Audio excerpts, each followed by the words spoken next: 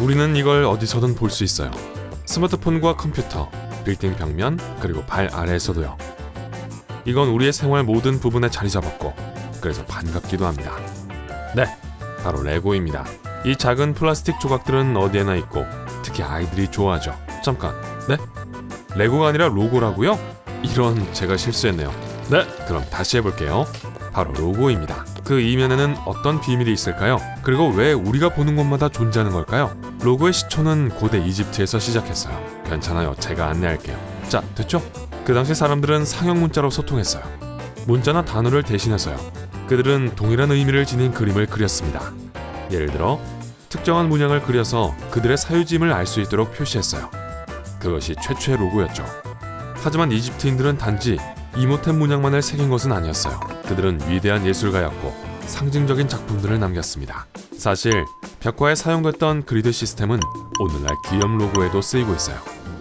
그럼 시간을 뛰어넘어 기원전 500년쯤 된 고대 그리스로 가볼까요? 여러분은 한 부유한 상인의 저택에 있습니다.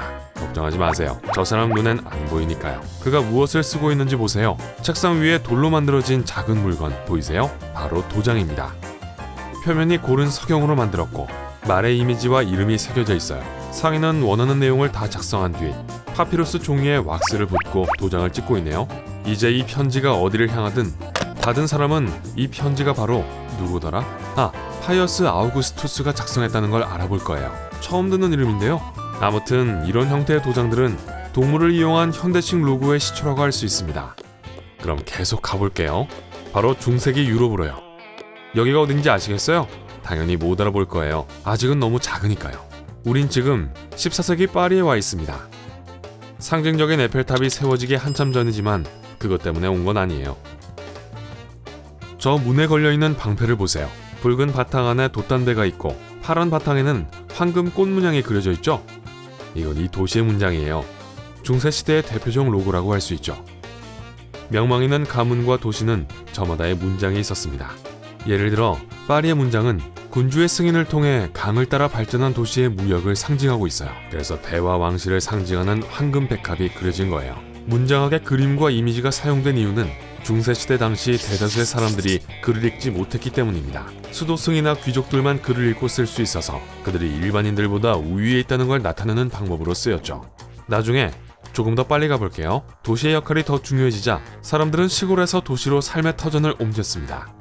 그곳에선 필요한 모든 것을 직접 기르거나 구할 수 없었기 때문에 특정업에 종사하는 사람들이 생겼죠. 그들에겐 저마다 자기 역할이 무엇인지 알릴 방법이 필요했는데 그때까지도 많은 사람들이 글을 읽을 수 없어서 그림을 사용했습니다. 혹시 저 줄무늬 간판 어디서 본 것 같지 않으세요?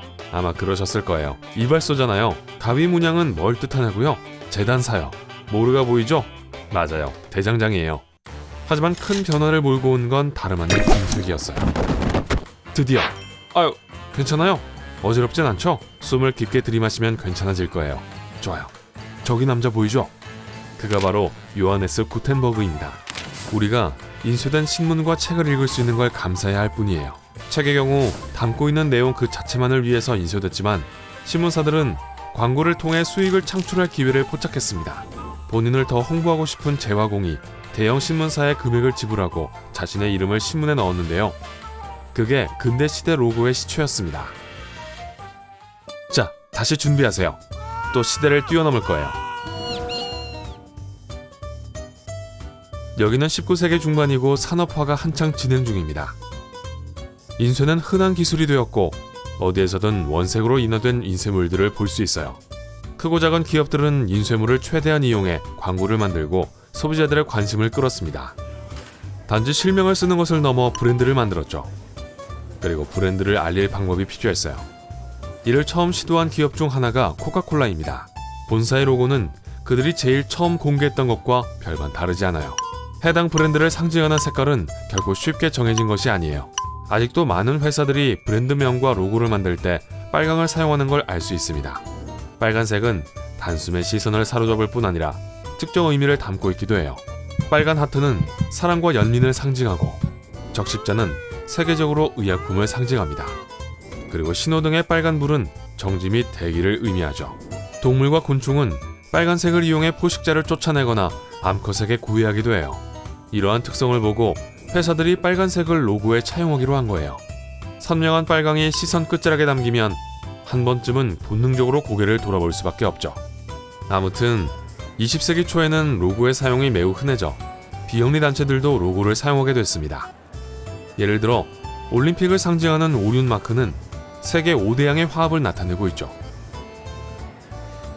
현대 로고의 진정한 활성화는 1950년대 폴랜드라는 전설적인 그래픽 디자이너가 비전을 설립하고 상징적인 IBM 로고를 만들면서 시작됐습니다.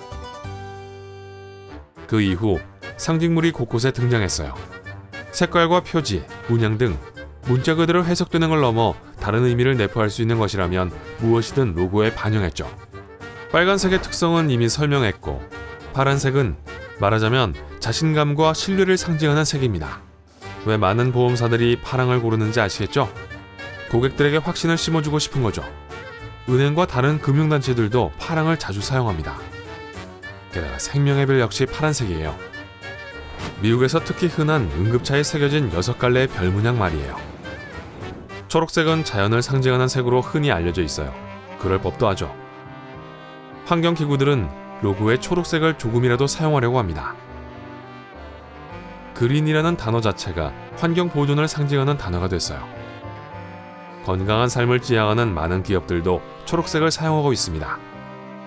단체들은 은밀한 상징을 로고에 부여하는 걸 좋아하기도 해요.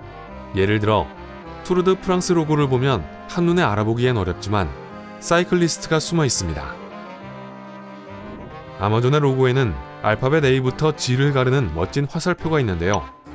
모든 걸 주문할 수 있다는 의미와 동시에 무엇을 구매하든 만족할 거라는 뜻도 담겨 있어요. 화살표는 스마일을 상징하기도 하니까요.